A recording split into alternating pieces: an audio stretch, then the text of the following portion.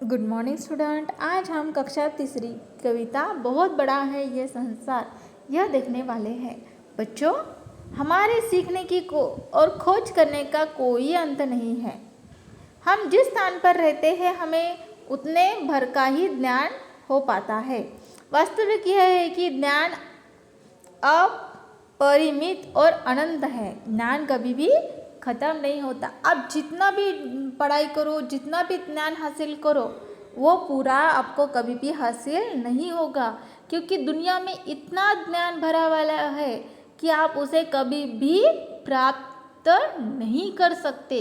पूरा ज्ञान किसी के पास भी नहीं होता। इतना सारा ज्ञान जो है दुनिया में भरा पड़ा है। इस कविता में कवि ने चिड़िया का उदाहरण देते हुए बताया है कि अंडे के जीवन से लेकर वृक्ष की शाखाओं तक उसे उतना ही संसार समझ में आता है, लेकिन जब वह पंख फैलाकर उड़ती है तो पता चलता है कि यह संसार बहुत बड़ा है। इस सब बातों से मनुष्य पर भी लागू होती है। तो चलो कविता स्टार्ट करते हैं। सबसे पहले मेरे घर का अंडे जैसा था आकार, तब मैं यह समझती थी बस इतना ही है संसार। चिड़िया क्या बोल रही है कि पहले मेरे घर का अंडे जैसा आकार था, छोटा सा, तब मुझे लगता था कि इतना सा ही संसार है, इसके बाहर कुछ भी नहीं है। फिर मैं घर बनाए, घोंसला सूखे तिनकों से तैयार, तब मैं यह समझती थी बस इतना ही है संसार। फिर चिड़िया जब अंडे से बाहर आई तो उसने क्या किया, घोंसला बनाया। फिर उसे लगा कि इतना ही संसार है, इसके बाहर संसार है ही नहीं। फिर मैं निकल आई शाखाओं पर, हरी भरी थी जो सुकुमार, तब मैं यह समझती थी बस इतना ही है संसार।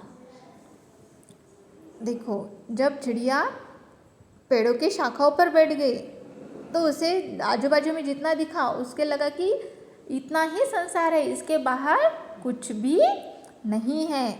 हमें भी लगता है ना कि हम कुछ थोड़ा सा सीख लिए तो हाँ बस हो गया, हमें इससे ज़्यादा और कुछ है ही नहीं, मगर संसार में ज्ञान इतना है कि कभी भी वो ख़त्म नहीं होता। आप कितनी भी पढ़ाई करो, कुछ भी करो, मगर संसार का पूरा ज्ञान हमें हासिल नहीं हो सकता।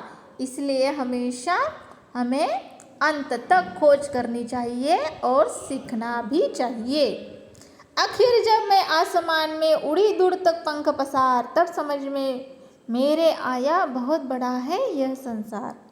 अभी कविता के अंतिम पंक्ति में लिख रहे हैं लेखक, आखिर जब मैं आसमान में उड़ी दूर तक पंख पसार, तब समझ में आया बहुत बड़ा है यह संसार।